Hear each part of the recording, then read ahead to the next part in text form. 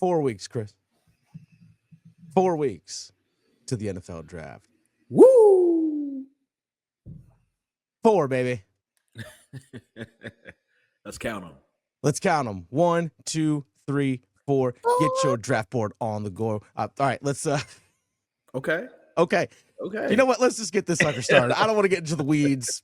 Chris, pun intended for you.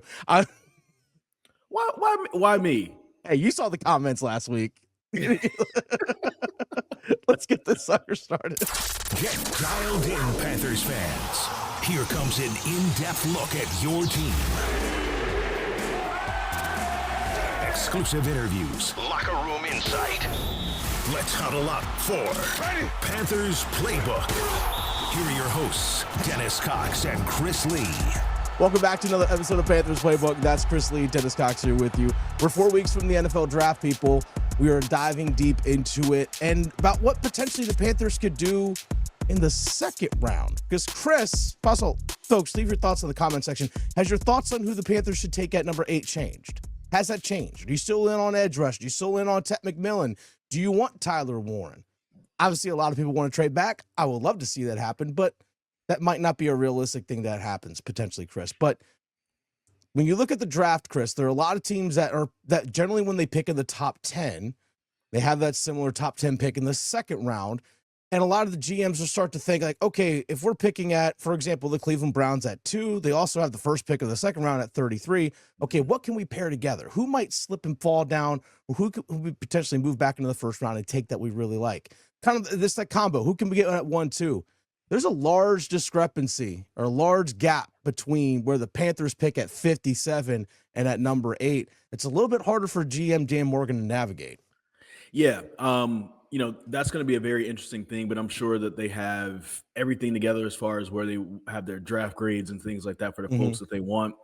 You brought up potentially moving back earlier. And, let's say there is a guy who they really want, but maybe he grades as more of a, around pick 18 or 19 or 20, right? And 8 is maybe a little too rich for that guy in particular. And you have somebody who's trying to move up. Maybe you do think about doing that and getting another second round pick or, another pick, later on in the round just to make up for the fact that you don't have that early second, right? Because when you're talking about early second round picks, you're talking about fringe. You're talking about basically guys who are first round picks, but maybe for one reason or another, instead of running a 4.4, he ran a 4.5, but everything else is together. Or, maybe there's a small character issue coming out of college or something like that, but he's really a round one athlete.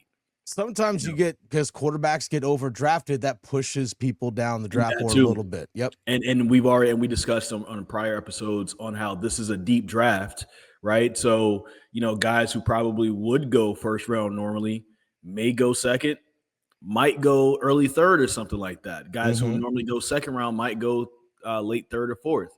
So there's a lot of value to be had, especially in those first 2 days. So, any way that Dan Morgan can kind of maneuver around to add more value for the Carolina Panthers, I'm with. Just my thing in particular, that first pick, got to get you a first-round pass rusher. We traded ours away, a couple years ago. You need that first-round pass rusher. I'm with it. I'm with you on that one. Just for the simple fact, when's the last time this defense had like a true dominant game changer?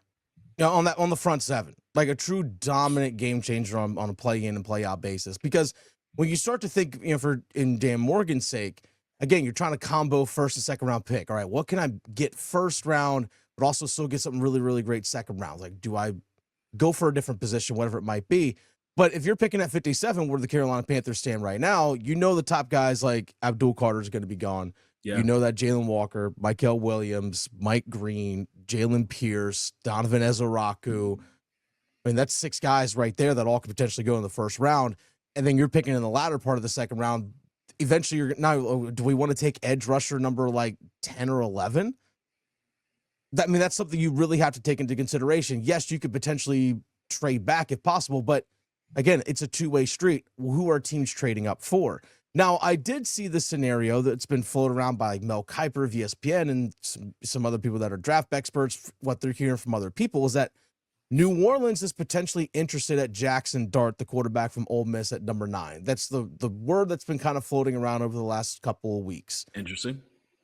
Well, if a team really, really loves Jackson Dart and they're hearing that same thing as well, like, well, guess what? We got to jump New Orleans. Well, who's picking 8? Carolina.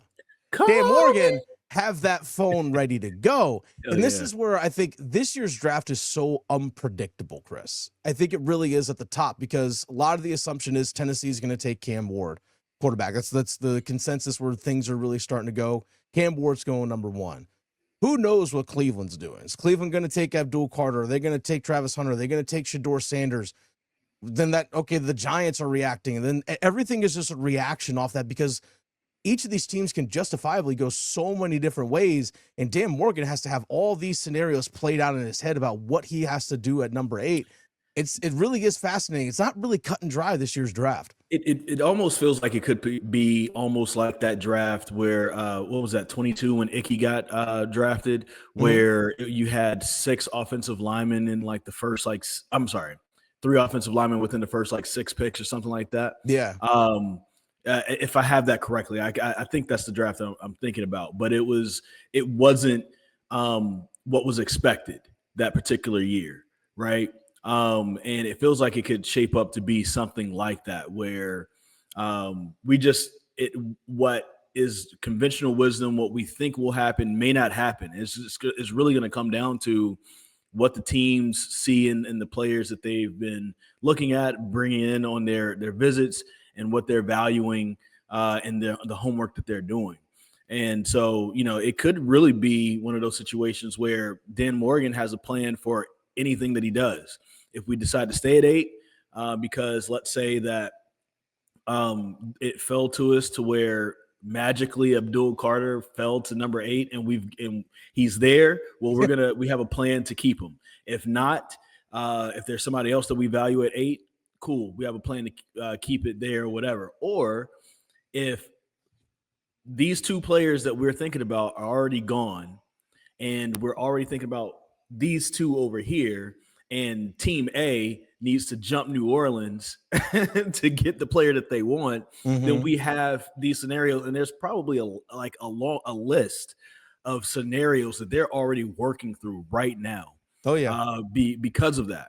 And so it feels like this could be a very action-packed draft for the Carolina Panthers, mainly because they have so much, so many picks, right? Like, they could stay put and have this all of the same 9 picks, and then at the end of the draft have those. Or they could end up getting more, or you could end up having a little less because you have the capital to move up in certain areas to get certain guys that you want. So, it will be very interesting to watch to see how all of that kind of unfolds. So you talking about the 2022 draft with Ike Ekwonu. There are 3 defensive ends and 2 corners that were taken in the first 5 picks. That's what I was thinking. So Ike Ekwonu was like, yes. Oh, it's kind of a blessing. They need a left tackle, and he just happens to fall right there. It's like, oh, okay, great.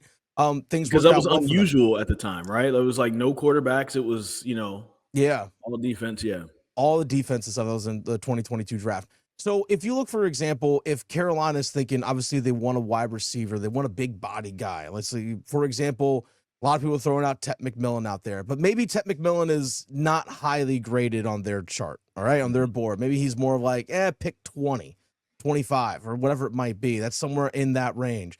But hey, you know what? In the second round, we might be able to possibly get, or even early third, depending on how things fall.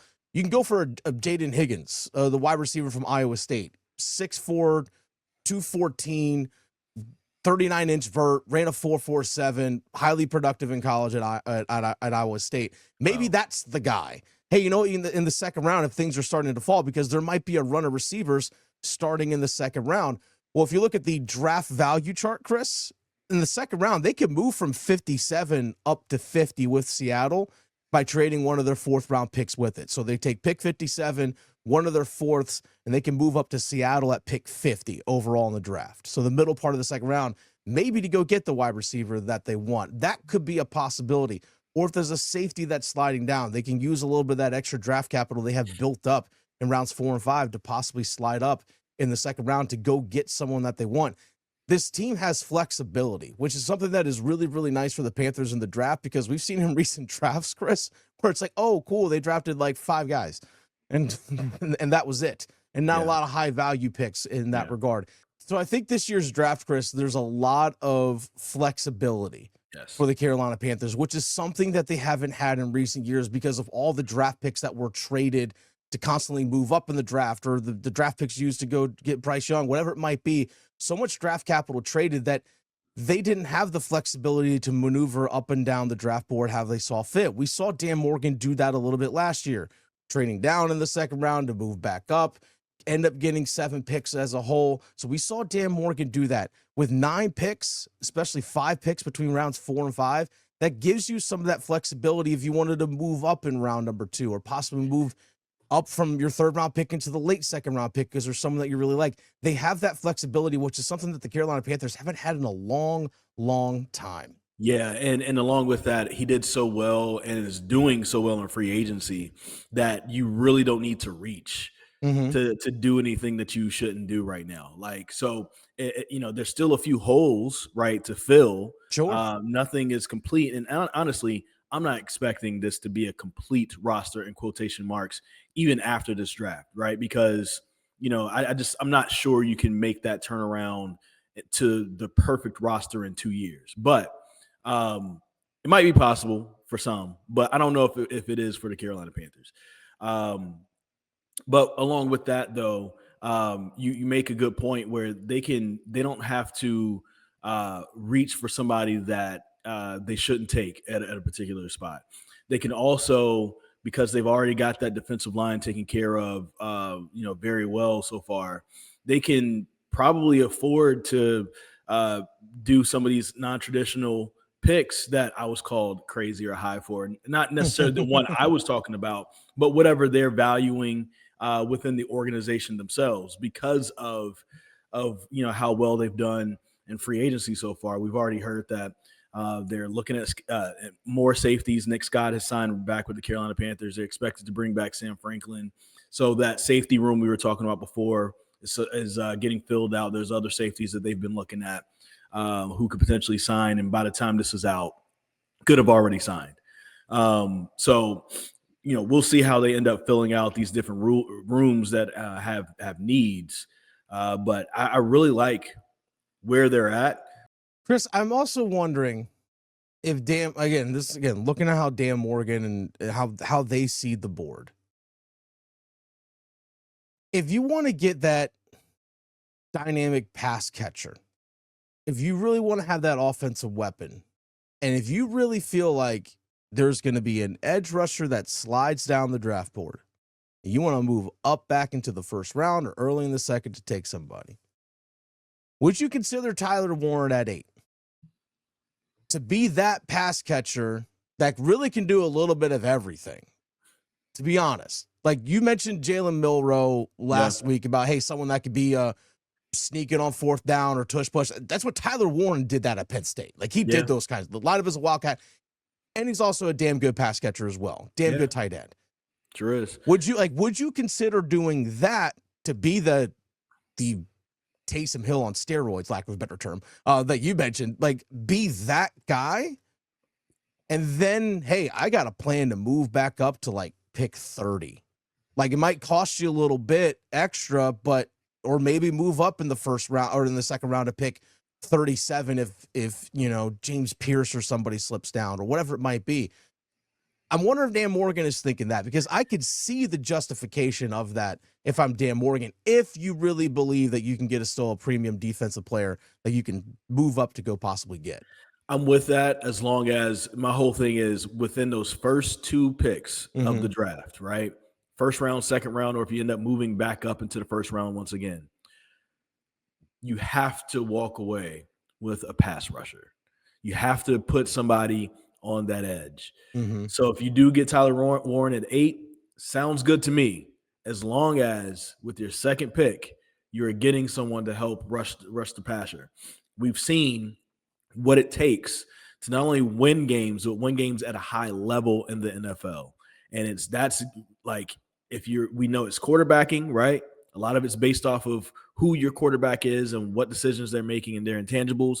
Then on the other side, how do you, really affect that quarterback? You got to get to them, right? You got to impact their protection. It's almost like the quarterback, it's become a game of quarterback and edge rusher / defensive lineman. And, somebody as good as Patrick Mahomes looked very average in the Super Bowl because the Eagles got to him. The Eagles got to him. And the one thing the Panthers did not do last year was get to the quarterback. So that's my thing. Like, to me, that is the most important. Yes, they did a great job fitting that interior, right? But are we okay going into the season with Jadeveon Clowney, DJ Wanham, Patrick Jones, and DJ Johnson or Amari Barno, and feel like we've done our very best at getting better at that position? Possibly. Another name I want to throw out there, Chris, if they decide to maybe move up in the middle of the second round, hopefully, again, I'm with you in terms of taking an edge rusher at number 8. That's just where I am. I threw out that scenario. Xavier Watts, safety from Notre Dame, might be like in that like 42 to like 53, kind of in that middle part of the second round. Highly productive safety, 12 interceptions over his last 2 years in college. Like, that's something that they need another safety to possibly go along with Damani Richardson and Morig that they signed in free agency. I know Nick Scott's coming back, but Nick Scott to me is a special teamer. That's what he is, and that's okay. Yeah. Like, what if Xavier Watts might be that guy that you bring in on the back end of your to go along with everyone else? Again, a lot of different scenarios for this Panthers defense that they continue to add pieces to that.